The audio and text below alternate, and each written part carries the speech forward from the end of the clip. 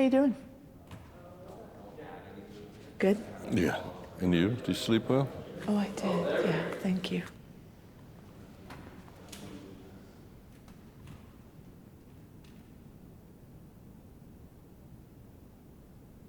Hey, Luc. Hi, Helen. We are here in your studio in your hometown of Antwerp. We're sitting surrounded by the paintings for your upcoming show for Paris. We've known each other for... What, 20 years? 20 years. If longer, if not. 20 years. That's something, the weird thing that happens. All of a sudden you're like in your 50s and you've known people for 20 years. Super great, actually. And obviously we know we're in the middle of a historical moment of rather enormous proportions. There's war in Europe. We still have a pandemic. And we'll get to all those things, but I wanted to start, just back up a little bit and then sort of zero in on some of the works in the show. When you first kind of hit the scene, one of the things that people talked a lot about your work was that you had somehow figured out how to marry this 500-year tradition of oil painting with this kind of, the kind of questioning that came out of conceptual art. And one of the things that people talked about your work in the beginning was this rule you had sort of set for yourself that you would do a painting in a day, that you would not belabor a painting. You were a painter who did all this work in advance and then went into the studio and had an almost like a butcher-like precision to the work at hand. And I'm curious if that is still the way you work after all this time. Still the case. I wouldn't say a butcher is much more like a surgical operation. It's where you just cover the rest just take one part of the body and cover the rest and then go in it. And right. This is something that was not true in the very, very beginning, of course. I mean, but it just grew and it became like a habit, and then I just stuck to it. But it also has a sense in a way that since the whole preparation of even before starting to paint is the worst, I mean the most difficult preparation, because that's when I figure out what I'm going to paint and what it actually means to me. And once this whole work is done, which can be done over watercolors, even through the internet with every available tool, and everything is formulated and analyzed in a sense, then in one day I paint the painting. So I have to also mentally prepare myself for that. Still very nervous when I start. I think when I'm no longer nervous, I think then it's gone. Right. So it's a very solitary practice. It's very triggered, very intense. And then that particular day, it has to happen. And when Do you plan for the day, or does the nervousness... I prepare for the day, and it's mostly a little bit over the half of the week, which is mostly Thursday. That's mainly the day that I actually then work. And for me, it's very important because this is a time when, I mean, it's a different type of intelligence. You have your brain, and in that point, the intelligence goes to the hands. Right. And that is all about timing, precision, intensity. I'm curious about the nervousness, and I share your sense that when it's gone, then something is not right. But I'm curious, what is the nervousness? Where do you think... That you can't do it anymore. That you can't do it anymore. I mean, it's like that basic. It's very basic. It's the basic fear that you've lost it. Right. And that's a continuous fear. Right. It's like you have continuous doubt. I mean, I will never show my doubt in public, and I also have a high self-censorship in terms of what leaves this studio, for example. Right. That is also true, because sometimes was even like The Man Drinking, which is a painting from 97. I had to paint 10 times in order to get it. So, I mean, I'm not going to show that failure, right. but the thing is that, yeah, that's a continuous thing.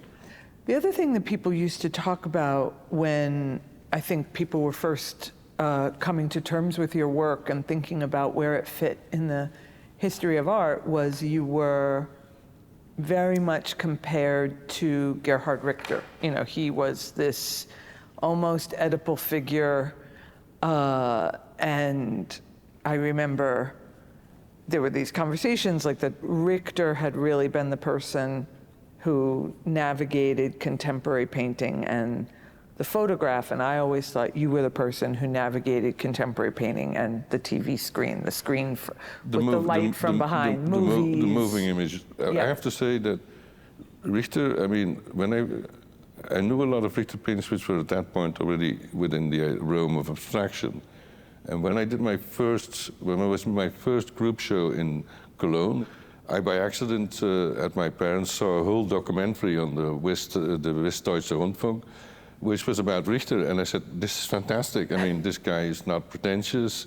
It's amazing. The work is amazing. So, but I didn't know. So I wrote a letter to Richter. I mean, because I was going to Cologne, and of course, right. Who was I?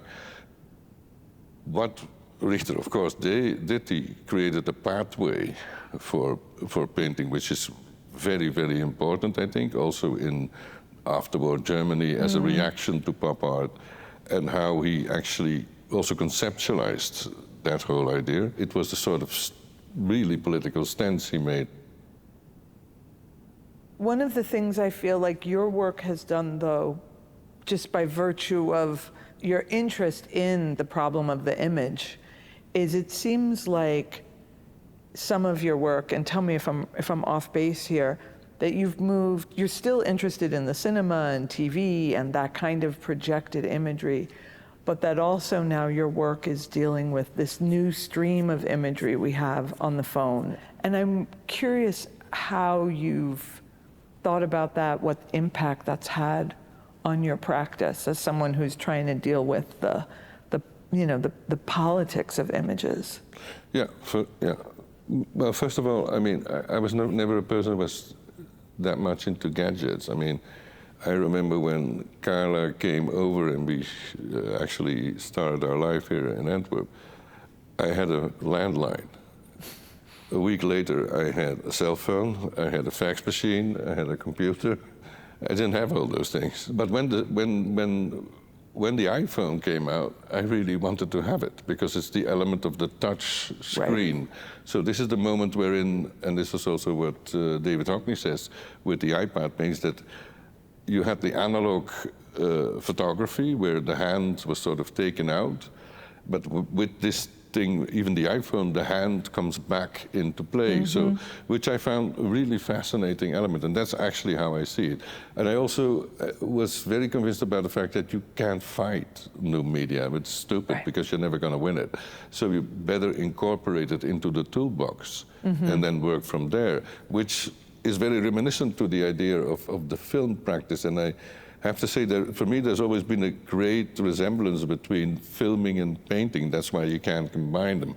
Because by filming, even with a stupid Super 8 camera, you can edit in the lens. Right. And you actually double the distance. And that idea of distance, I mean, which is a very particular point in my work, and what it means is actually the distance between the spectator and the image is part of the meaning.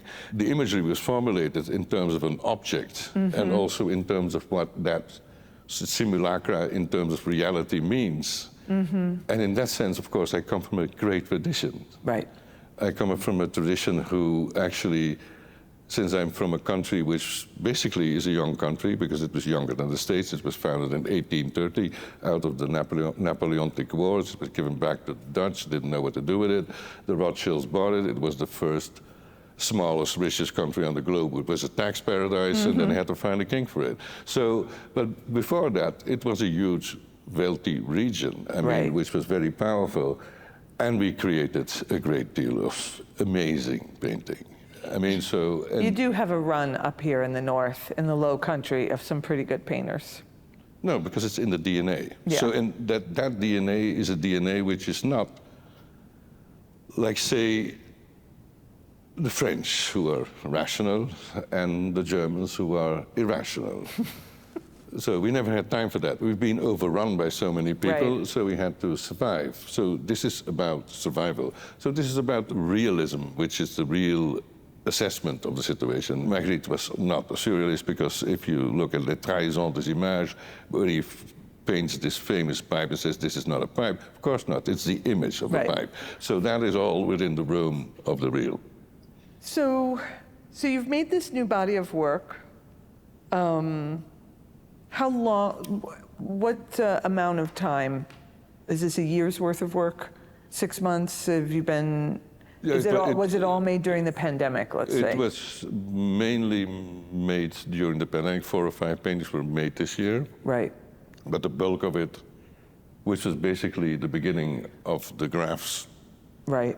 and the 2 hands, which was like essential as a motor in the show. I mean, all those things were made Right. before. Yeah. I wonder if we can start with these graph paintings. They each have a date, 1951, 67, 89, red dots and blue dots, looking like swarms.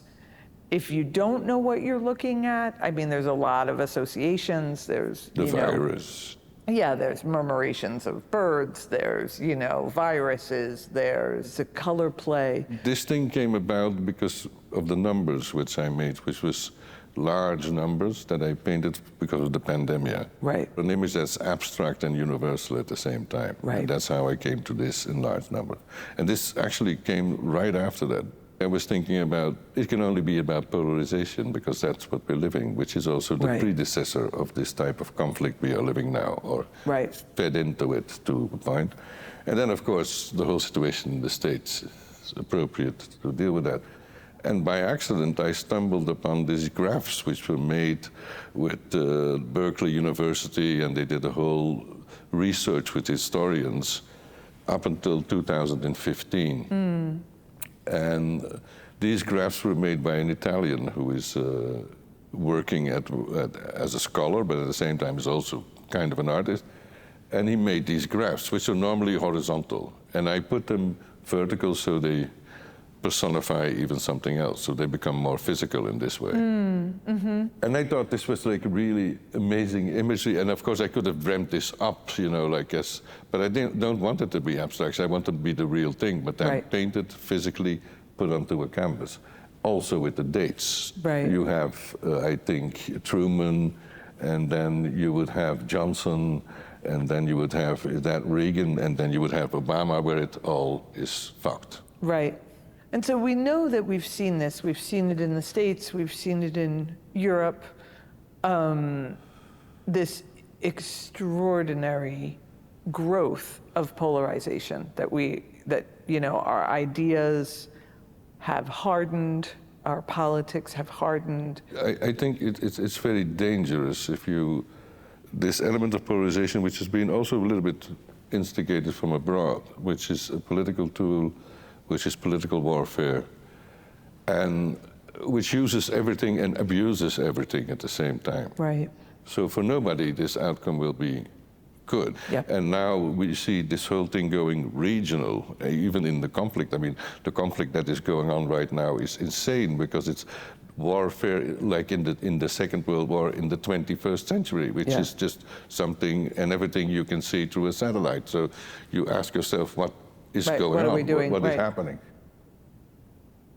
I'm just seeing these paintings for the first time, so I have beginner's eyes, so to speak. But one of the things that they do is that they participate in the language of sociology, which is the language of that there's a diagram that can be provided that could allow you to understand an extremely complex thing almost immediately, right? No, but that's what I also liked about the graphs, because besides being what they are, they're also images. Right. And actually, some of it I did, the squeezing or the spreading out of the color was done with my hands. Oh, really? Like especially with the 2 red blobs and the blue blob when it was really divided, in order to get this idea, which I thought was interesting. So, I think there are two great paintings in this show. I'd like to talk about both of them. They get at really different things. The first is this, like, I don't know how to say this to you. It's like one of the more evil images you've ever painted, and you've painted a lot of really evil images. And this is this great big, monstrous orange ball. That just, if you come in beginner's eye and you don't know anything, just the scale of it and the color of it, this sort of wound at the top, sitting on this abstracted landscape for scale. And it's the image of the bomb before the mushroom cloud, is what I understand. No, it was a maquette which was actually this size, which was a glass ball which fell, so it was broken on the top, which was actually already in 1937, the Germans were pretty much closer to the H-bomb than we thought, and Heisenberg made this with quantum physics. I mean, he won the Nobel Prize and was the one that was working on the project, which was halted by Hitler before the invasion in France went. If they would have not done that, it would have been a different ballgame. Right. But this is the presentation of what it does. So, and which is in itself kind of candy-like, like beautiful.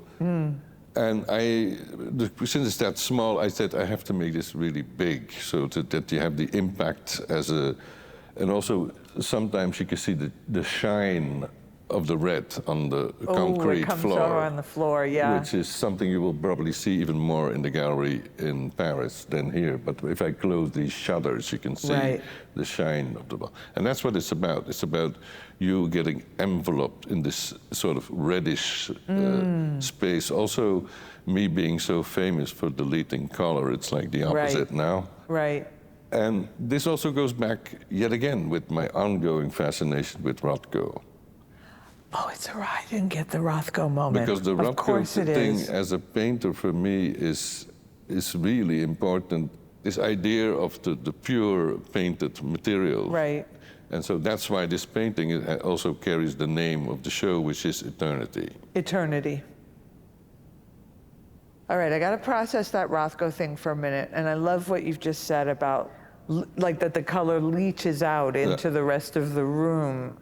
Which it has an insidious, I mean, you can say that that's beautiful, and it's also, there's something very insidious about that if you think about what we know happens when a nuclear bomb goes off, right? Like that there's this leaching into the soil, into the water, into everything around us. I want to talk about that self-portrait of you. Well, it's not really a self-portrait, it's a joke. I knew you were going to say that. It's a joke. Here's the thing, 100 years from now, when you and I are long dead, everybody else is going to think that's a self-portrait of you, and no one's going to think it's a joke. Well, for me, it's a joke. I mean, it was actually made after the lockdown when Carol and I went to visit the kids of her brother. And so where are you? You're in a pool? In Madeira, in the sea. You're in the sea. And so my wife, from the balcony of the hotel, which gave out to the sea, took this picture with a cell phone, like pretty far away. So I just took it all the way in, so I can focus on my own image.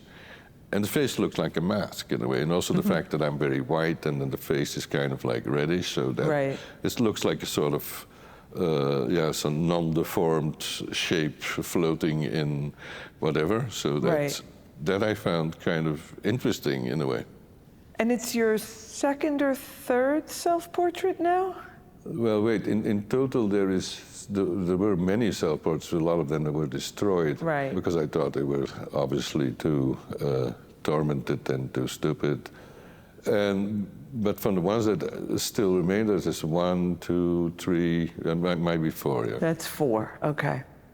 I mean, obviously it's a pretty loaded, genre in the history of painting. Yeah. The late stage white male self-portrait. Yeah, it's also about deterioration, and But it's mostly about anger management, basically. So it's mostly about anger management. And that's where the fun comes in. Right. So I still remember when I saw 3 movies in the year, which I thought this is something the contemporary art world has not mastered yet, which was Control by Anton Corbijn, his first movie, still his best, I think. No Country for Old Men, and then as a cherry on top of the cake, There Will Be Blood. Right. But the way Daniel Day-Lewis played it came so close to my own anger management that after a week my wife had to say, it's only a movie. So this is also So in it's there. only a painting? It's only a painting, but it's also, of course, clearly a painting about anger management, because either you want to grow old, mild, or you don't. So this is the distinction you make. And in a world that is getting so adamantly stupid, I actually could. And that's why I think it's a funny painting. It's the only funny painting in the show. And also, I think it's important that I'm in the show, in a sense, in that way. Right. You know, for me, though, I remember when we were working many, many years ago that I would always think that in one of your shows there would be what I would call like a spinner or a ringer. Like the one picture that kind of spun it around. And for me, in this show, it's that self-portrait. And I think it's one because it is kind of unexpected. It is sort of, there is something funny about it in the tradition of the genre. There's also something, I know you, and so I find it a bit funny because you are really not like all these celebrities in their pools all the time, extolling joy and positive thinking, and like, that is so not your vibe. So this picture of you on holiday is just, it's hilarious to me. But it is also an image of the dissolution of the body. It's an image, of course, it's the one time humans, unless you're a billionaire and can shoot your stupid ass up into space for 10 minutes, it's the one time you're free of gravity. It's the one time you have a sense of weightlessness. That you're kind of lost also, which is it's, the confusion we are living, of course. But I want to ask you like a more, I don't know if it's a serious question, which is, you know, in the face of what's happening, in the face of, I know you to be a great student of history, like, you know, che fare, what is to be done? How does one keep going on in the face of all of this? Well, the most important thing is to keep going on, which is the solution to the problem. If you have a problem, you have to continue. So I mean, every problem is also not so much the idea of the challenge, but it of course carries in an opportunity. What is interesting with this period of living is that so much of the unimaginable now becomes possible because of the sheer irrational consistency of a world that is actually going on overload. And that is where you can either stagnate or you don't. So the best way is not to stagnate. And did you ever feel like, just at the level of being an artist or a thinker, the fear of stagnation, the possibility of it? Continuously. Right. Continuously. It's like when I look at my catalogue raisonné, sometimes, some day is sheer shit, and the other day it makes sense. So it's like, this is a conversation that's going back and forth. But that is already, of course, when you get older, you also start to work on the legacy, which is something which you have to now take care of during your lifetime. And is the self-portrait at this age part of that taking care of the legacy? It's in that legacy, of course it is. But it's not to be taken that seriously, you know. So that's where the joke and the irony of it is really important, to look at it in a sort of circumcised way. And certainly part of the legacy will be this ironic slightly acerbic look at history as you've always offered, right? I mean, you've never... I think much later people will see kind of a sense of humor in the work, although they never did, which is kind of sordid in a way, but it's there, and it's always been there. Okay, I've got one more. My second Richter question, which I didn't get to ask you. I feel like Dave Chappelle, I'm bringing it right back. You think I forgot the question, but I didn't. You said a really generous thing about Richter. You said that he opened a pathway. He did, yeah. And I'm curious if you think that your work has opened a pathway for people as well. Is that something you can only say about another artist? Is that something you can say about yourself? I think painting is something that has a trajectory, and this is an ongoing story in a sense, and most of the artists that I liked, and especially when it comes to the particularity of painting, is the ones that positions themselves. These lines you can actually follow. I mean, Goya, Velázquez, but they were important for people like who? Like Manet was extremely important. It's a lineage which is not linear. So, and I think that is what makes the legacy. That's why it still makes it, or it's important to do it in a sense. And also, when asked, why do you still paint? I always said, because I'm not fucking naive. Because you're not naive. Because painting is the first conceptual image we know of, even. But the thing about the legacy now is something completely different as, let's say, one will never have the same legacy as like Goya and all those things. That is a situation that is over.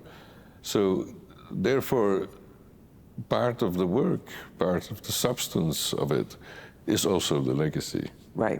And that's why I also started to talk about the work the minute I showed it, because I showed it in a gallery where they only showed post-conceptual work and nobody painted. So, and then of course the people said, they're not paintings. I mean, they're like painted, but they're like conceptual images. So I knew that I had to do that. And at a certain stage, then it came to a point where the journalist said, if Luc doesn't talk about the work, we can't write about it. So I said, what the fuck? Then it's always arrogance. I mean, what can I do? And in the end, of course, it is about painting. It is about the pictorial. And those are things you can see. My dream is to get completely demented and to go look at one of my own shows. And to go... Look at my own shows completely demented. To look at it as somebody who has never seen it before, so that would be interesting. To have a degree of alienation from your work. A total degree of alienation to really look at it, what it actually added up to, basically. So, which would be the most honest thing to do.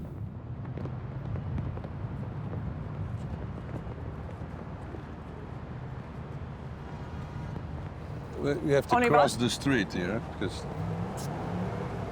let's just go here, right. Let's just make him stop. Yeah, fine, let's go. These are Rodin. It's really extraordinary to think that the museum has been closed for a whole generation. So we have to go through this... Through this gate? Gate, yeah. See if somebody will let us in. Yeah. Here we go. Do we just keep... Just keep going.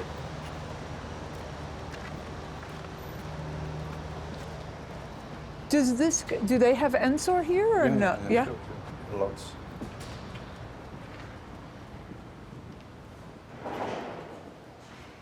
Let's see, there's somebody over there.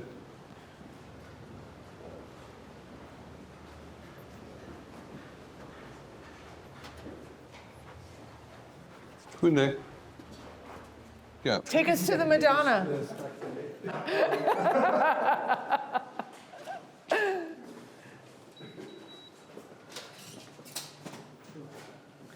Thank you. My kind of sculpture. Right. Yeah, that's still for the garden.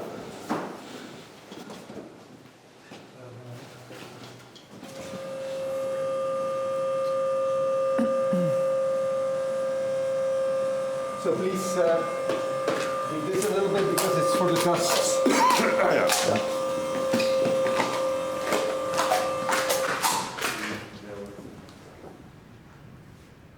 I love painting storage.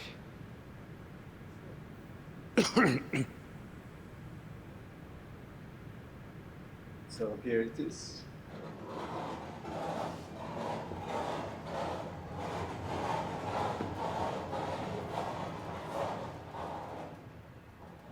Wow. It's amazing to be able to see it at this height. It's an amazing painting. Actually, I was never that close to it, I think. Yeah, this is beyond amazing viewing conditions.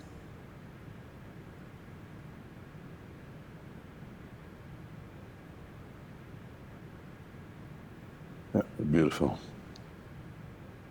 All right, so we'll just do some basic parameters. This painting is by Jean Fouquet. Yes.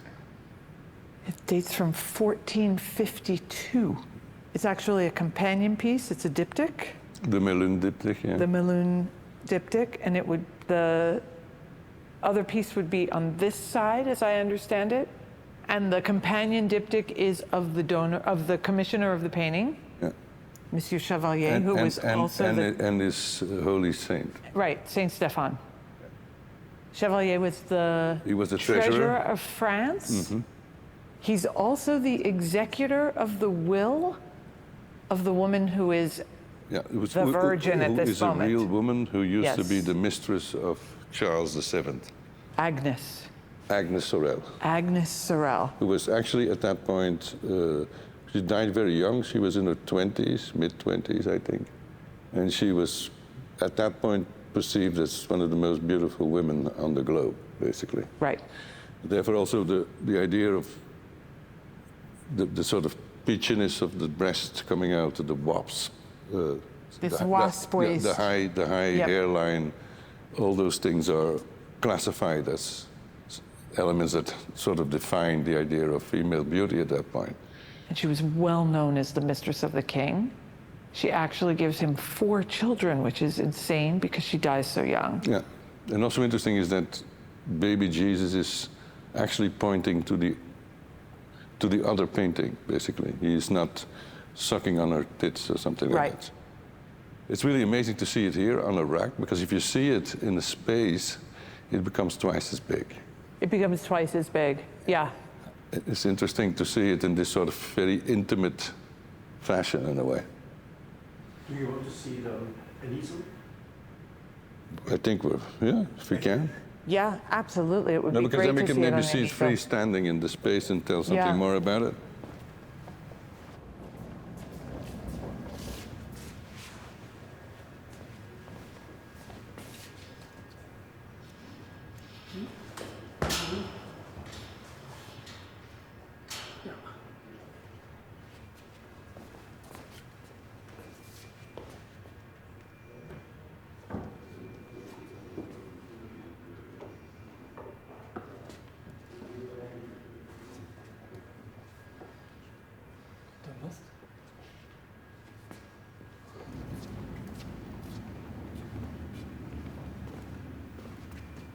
It's beautiful.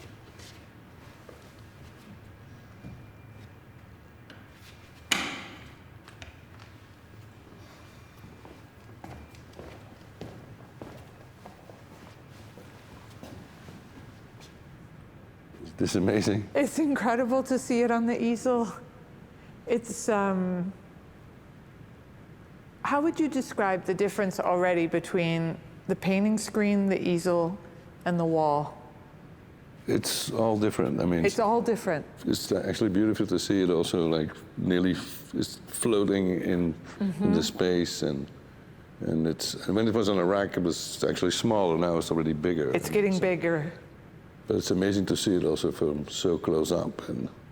But it's one of the things that I remember seeing as a kid. So it's something that I sort of came back to several times in the museum. So Do you have a story you tell yourself about how you saw it as a child and how you ultimately came to understand it as an artist yourself? Well, as a child, I was mostly taken away by also what was going on in the backdrop, with right. the cherubims and the different Seraphims, the blue, yeah. the red, which was something which was alienating in a way. The body that was also so cool, gray, white. Right. And I still think that's one of the first visual sort of like immediate response that you have. It's also a highly erotic painting in a sense, so that is for sure, and that's what makes it outstanding in the time it was painted. I mean, I never knew in those days that it was a real person. Right. Which we now know, which I now know in a sense. Can we talk about the eroticism a little bit? Because what's getting me is like her, like almost the most erotic thing is this the way pressure of flesh on flesh there. Like baby Jesus is pressed there. Yeah. Also, don't see the eyes go right. down. She makes no contact with us. There is no contact, which is not necessarily strange, because I mean, a lot of the Immaculate Madonna are also very devout, but then of course you have this one breast popping out, which is basically a little bit above the center of the image. And so in that sense, it makes a sort of a very weird center in the painting, or the one thing you will look at. Right. So that must have been extremely deliberate. So I have a couple of questions for you. One of the ways I understand the development of painting in the Renaissance period is that there's a move from treating the figure almost like it's a painting of a sculpture to it's a painting of a body. Like there's a kind of sculptural dimension to her, but she's like teetering on the edge. Do you have that sense of her still being? There is this element of a three-dimensionality, or trying to be that. Right.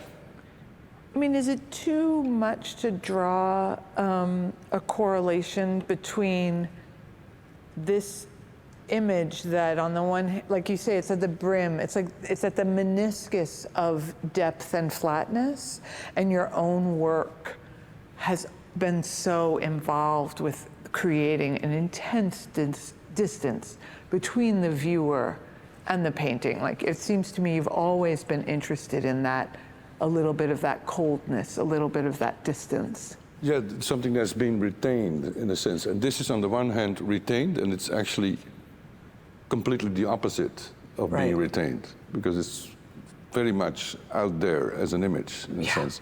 And the fact that he used the throne, which goes back to Byzantium, so you get the idea of the icon, but in a completely different way as an icon would do, or Maria or the Mother of Jesus would do. Which in the one hand, one or the other, always made me think not something religious, but something completely perverted. So, and that's why this is a different Madonna than all the other Madonnas. Right. Well, she's not really a Madonna.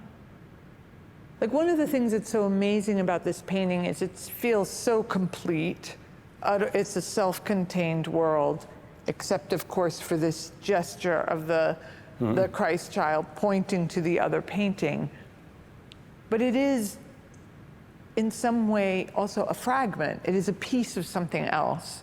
And your work always had that very complicated relationship between a fragment and the whole. Yeah, or the fragment is the whole. Yeah. So that which comes a bit out of the film experience. The close-ups don't exist for real. But it's true, there is this element of this cut in the imagery. Yeah. And therefore also the dynamic between the blue and the red is interesting, because the blue sort of retrieves itself, and somehow the red ones sort of get out of the frame and nearly into a competition with what we see here. So, I mean, we just saw those paintings in your studio, the polarization paintings. Well, this might be a very polarized painting too. I was going to ask, I mean, the palette is uncannily similar There's a lot of red and there's a lot of blue, yeah. on a kind of And very in a sense, cool white background. that's why I always asked and always thought, what do these angels mean? Do Right. they mean, have they ever report towards power? How is that power sort of distributed between the blue and the red? Right. This gaze is so much more intense. Yeah, Right, than this the gaze. one cherubim that looks out, Yeah. which is the only, that's true, the only thing that looks at you. So Yeah. you are looking, Yes. you're a voyeur, you're looking Yeah. at something. This is the most fascinating space because there is nothing there. So like every painting has a weak spot where you just Right. get into the painting, and this is the weak spot. Not that it's because it's not covered, but it's just not really rationalized within the whole framework of the painting. Where everything is sort of taken up, it's kind of compressed in the imagery, there is an element of void next to the neck and the whole face. Yeah, yeah, yeah. And that's probably one of the reasons I was fascinated by it, because this is how a visual sort of works, even if you don't know what it's about. This is how you intentionally look, where you look first, Right. and where you look the second time you look. I mean, one of the reasons it is an amazing painting is because it does what painting, or what I think painting really does so well, is hold an incredible amount of contradiction simultaneously. On the one hand, it's restrained. On the one hand, it's about touch. Right. Right. And this is what makes it really perverse. Right. In my reading about the painting, one of the things I found so extraordinary about it is that a lot of the contemporary writing about this painting is using a description from 1621. Like, this is a painting that has been being written about, talked about, commented on for hundreds of years. And yet still there's all this sense of mystery around it, that it's lost all this information. Like, I mean, I know how I look at it as an art historian, which is so different than how you look at it as a painter. I mean, when you look at it, do you think about the kind of commentary that there's been on your painting and what will be like your paintings too, maybe in a room like this, 500 years from now? There'll be some other humans looking at it? Yeah, hopefully. I mean, but I don't know. I mean, that I know. I don't know. I mean, I think, anyway, there's been probably more written about my work than, I mean, in retrospect, there's been a lot of things that I've said, for example, which then go right to the source, which was not the case here. Not the case in the day and age he worked. I mean, he was not even an artist. The artist as such was not. The concept came later. Well, it came during the Renaissance, of course. And of course, this Fouquet was very well aware of what he could do and all that, like people like Jan van Eyck also in that sense. Right. But nevertheless, so that is already shredded in a sort of. Therefore, you have to have the real information, I think. And so in that sense, I think the legacy of a piece like that, of my legacy, will be completely different. I mean, so that's clear. I mean, so I don't know how that will go. No.